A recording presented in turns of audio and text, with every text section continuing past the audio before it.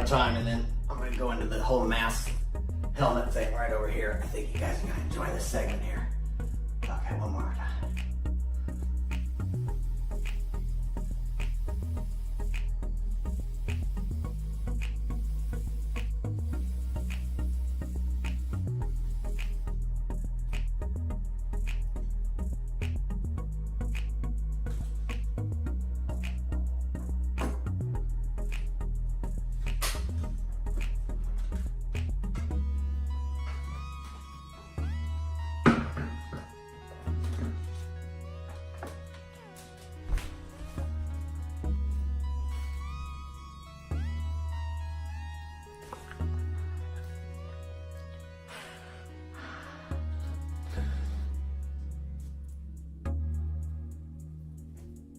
Okay, I'm good now.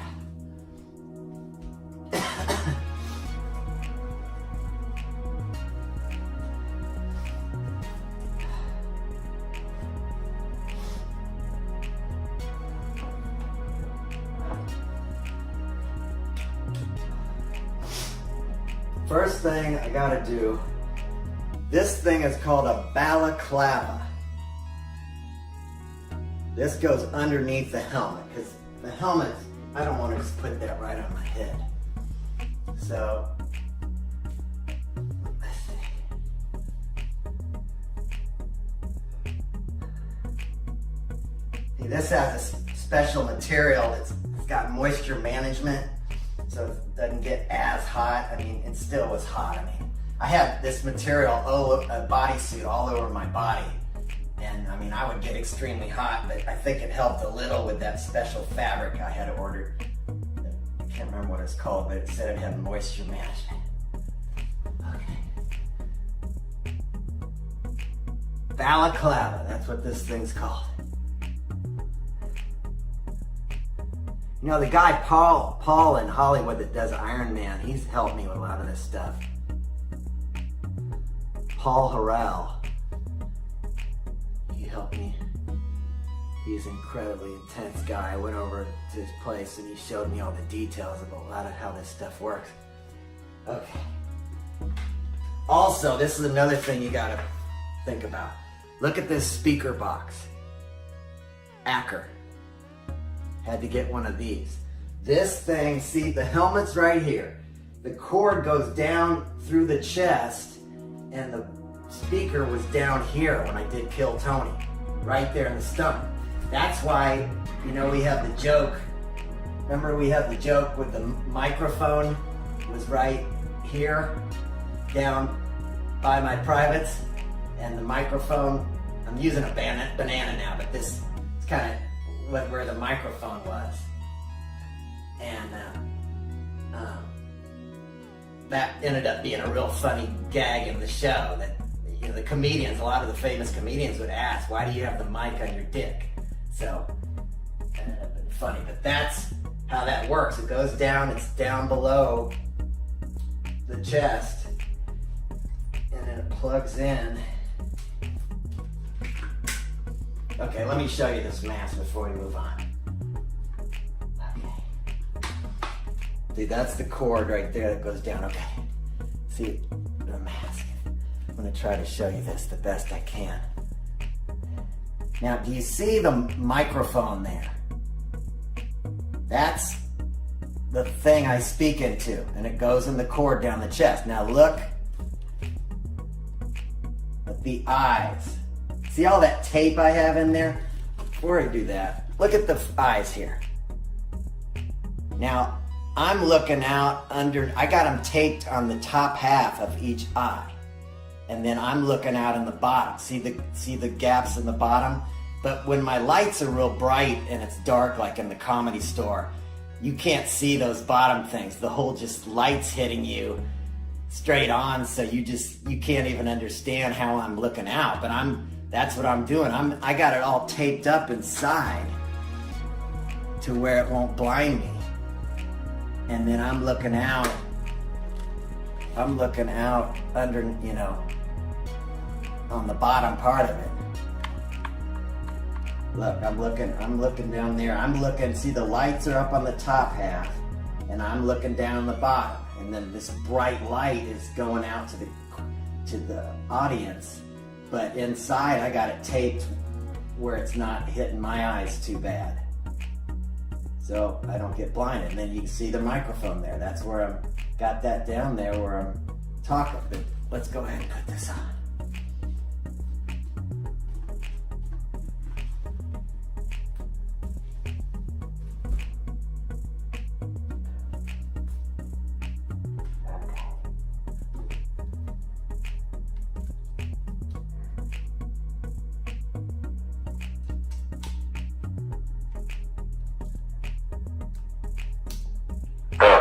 Okay, so you can see it starting to come on here.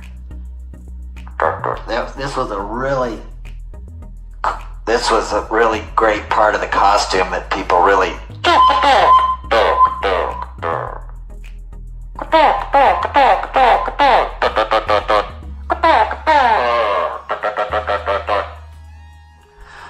Just between me and you, here's my little secret. The bad guy always wins. Me killing you is just perfect symbolism for the times.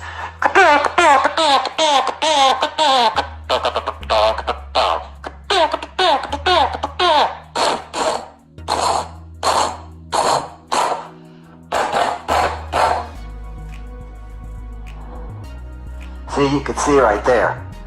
I mean, I don't know if I have the volume right, but you can see how it really helps make the sounds more powerful and everything more cool sounding. Okay.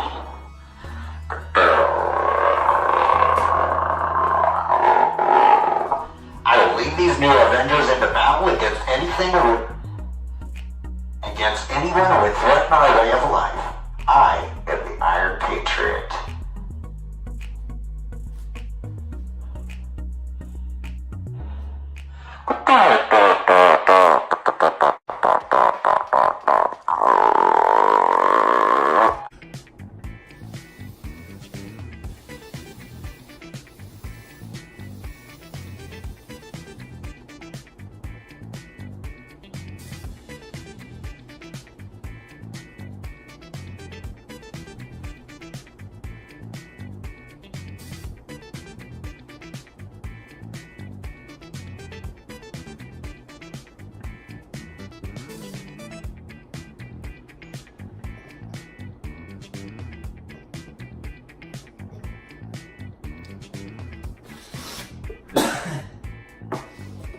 Yeah, I'm not gonna lie.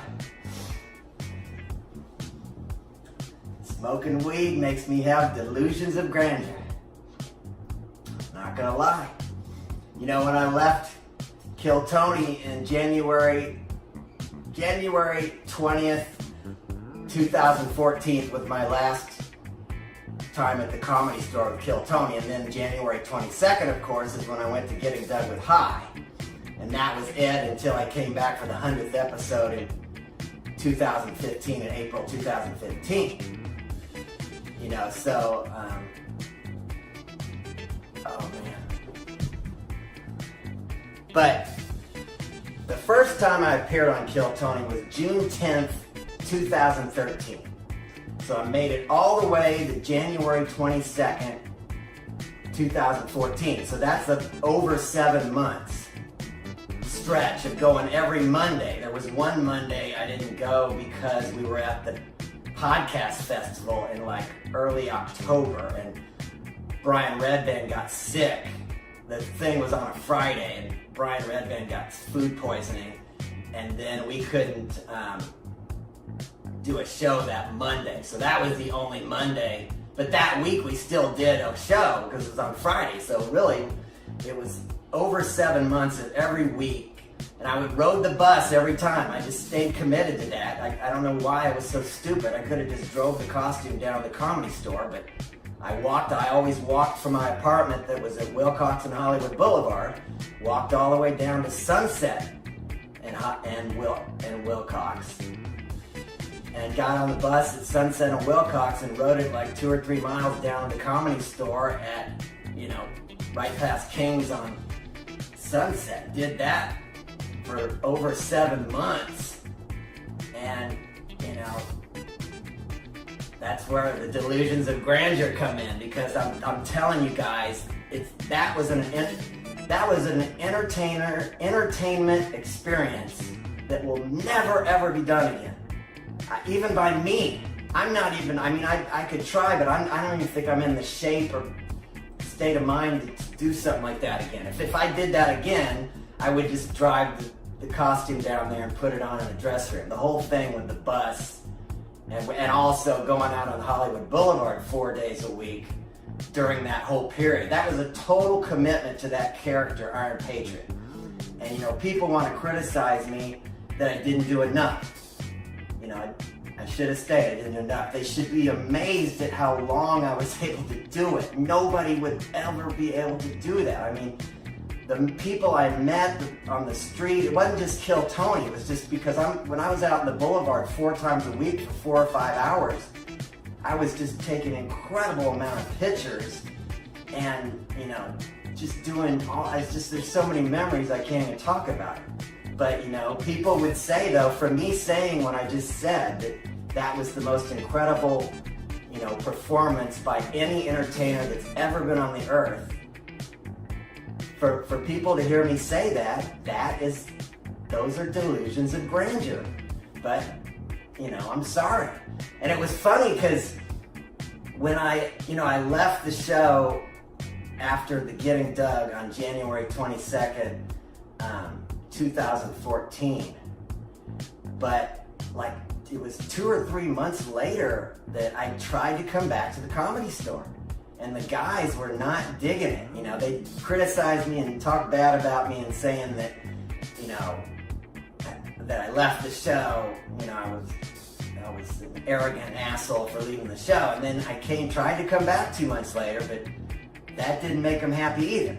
But I already had it planned because I knew they probably wouldn't let me stay, but I convinced them just to let me stand in the balcony, which it was ridiculous. I went up and stood in that small little balcony thing up on the left, it's to the right of Tony, and then you're in the audience to the left. But I'm just up in that thing with the costume, which was so cramped, it was too small up there for me to be standing. I mean, and there was a couple people sitting there. It was just ridiculous, but I knew that would be funny. I already had that planned out. It would be hilarious if I'm up and doing security, because I was still doing this shit. I was still doing this shit when they would announce people, or I would, just like when I was on stage.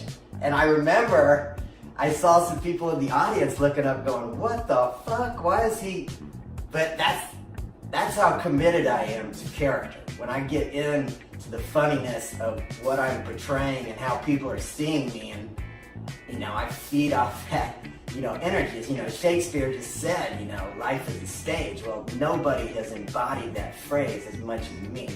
It's just, I made a stage out of Hollywood Boulevard. I made a stage out of the Comedy Store. The main kind of haters I always get are the ones that see Tony right after I left the show. And Kill Tony 35, Tony said, I'm gonna love watching his career go nowhere.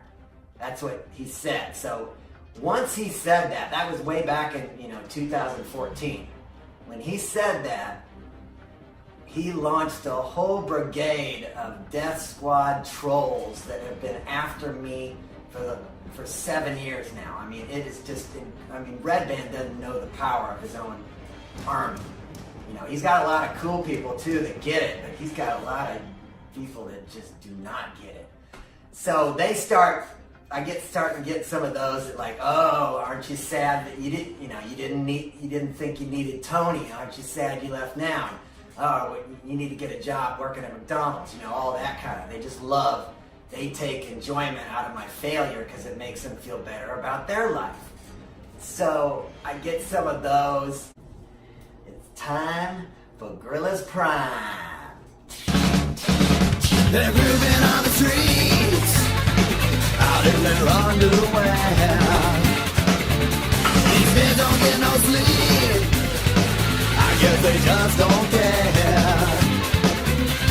Bring back revolution in this institution, it's a paradise. Yes, it's time to go.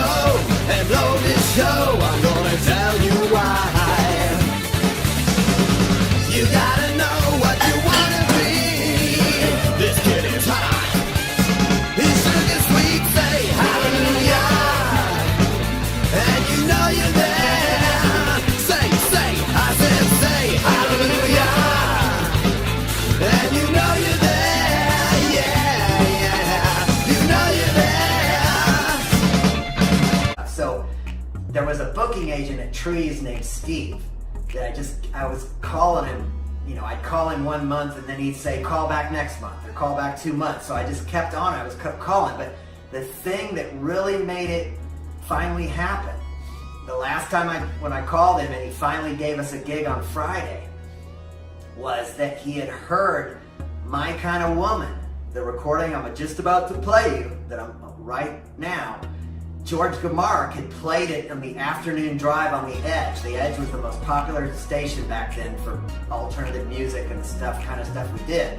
He played it on the afternoon drive, which there's a lot of people. I mean, can you imagine, take yourself back to like 1992. Just imagine being in your car and hearing Dirty Crabber on the radio. Because, I mean, we got very sporadic plays. We never got rotation, heavy rotation, or any kind of rotation. So it wasn't one of those dream stories where it gets played once and then it starts getting played a lot. It's just like one time. But that one time was enough, because when I called Steve that last time, I'd already been trying over and over, and he finally, and then he said, he goes, oh yeah, I heard your song, My Kind of Woman, on the radio. So that had to have helped. I don't know, he might have already gave me the show anyway, but all those things helped with the momentum, and it finally busted down the door, and we played Trees on a Friday. It was great, and then we came back at another show we did on Saturday night. The way we're living is something so right. You're my kind of woman,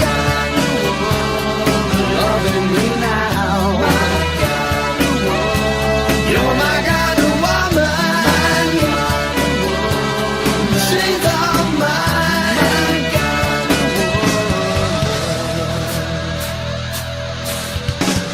She's so lovely and she is so kind. Her gentle nature is hard to define. She makes me weary and weak in my gut.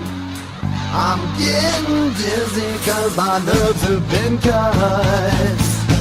You're my kind of woman, loving me now. You're my kind of woman, she's all mine.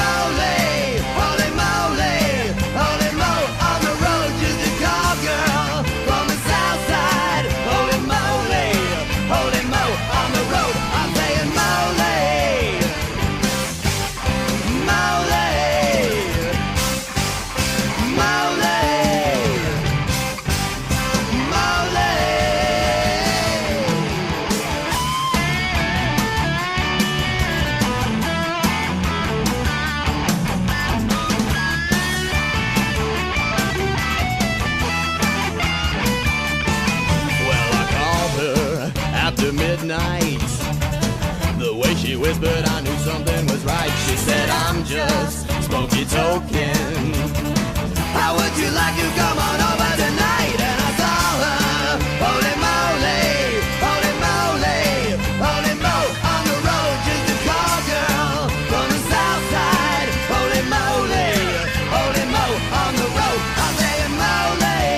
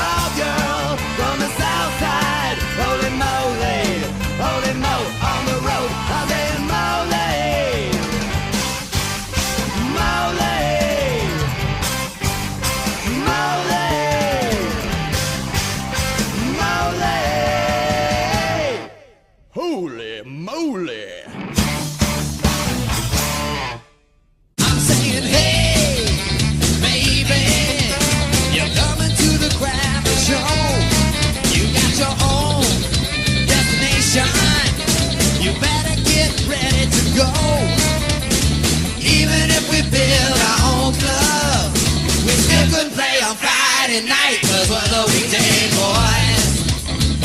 We're the weekday boys.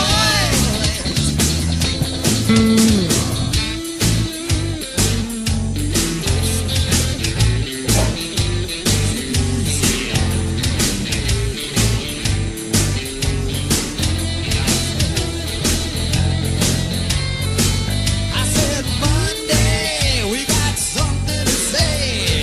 Tuesday, we're getting down in the shade. Wednesday, we're giving loving away. Thursday, need some bass. You gotta get some bass. Give me some bass right now, right now. Saxophone!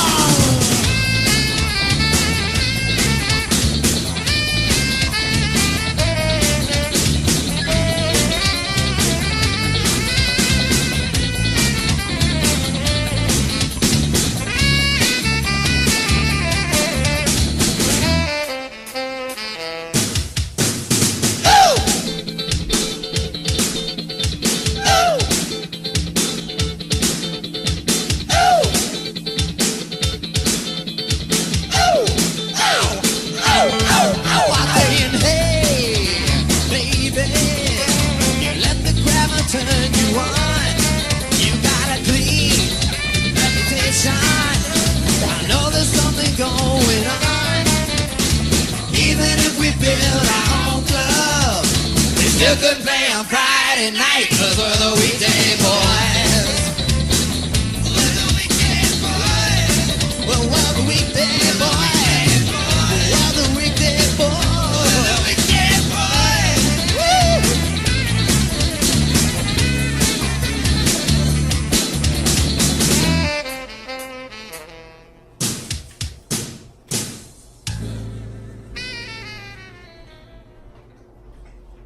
Anyway, that wasn't the whole thing for that week when I did Kill Tony. I mean, it was a busy week because I'd been waiting so long. I had so much energy of where I wanted to take this suit and who I wanted to show it to. So I also, after Kill Tony got done that night, Kill Tony was like from 8 to like 9:45 probably.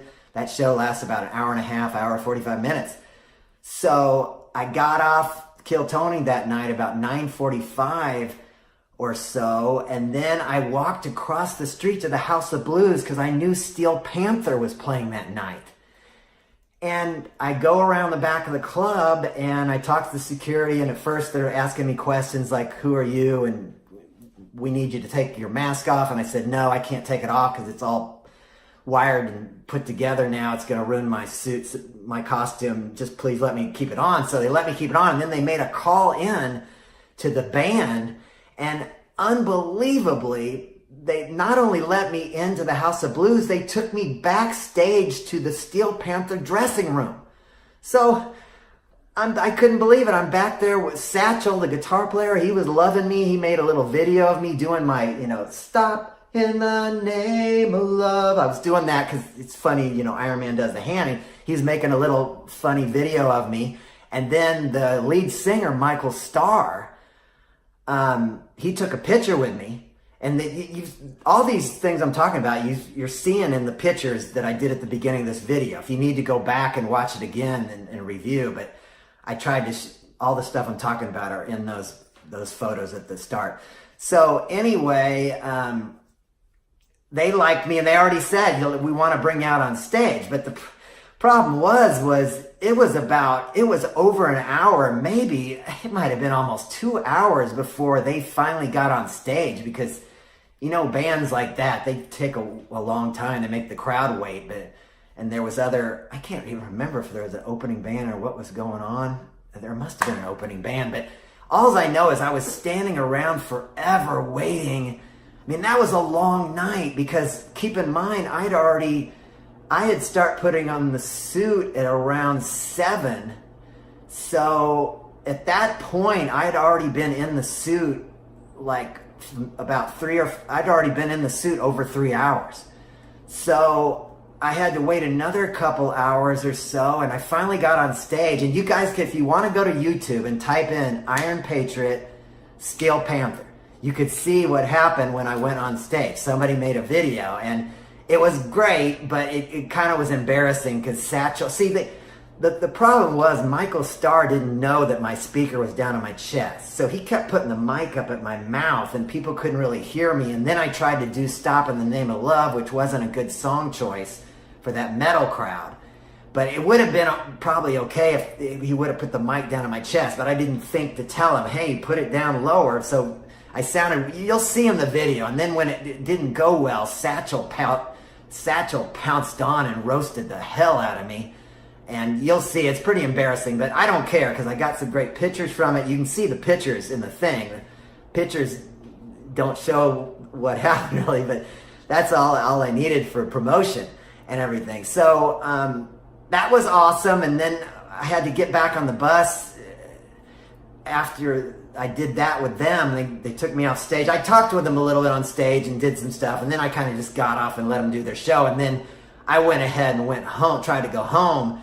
And I got on the bus. You know, it's pretty hard getting a bus that late at night, you know, in Hollywood because they start coming less and less when it gets later. So I finally got on the bus, and then I got distracted. I don't think I was talking to someone or something, but I missed my stop and went farther down than I passed Wilcox, and then I had to walk all the way home. And I mean, I'm talking, I think it was almost 7 hours by the time I got home in the suit that night.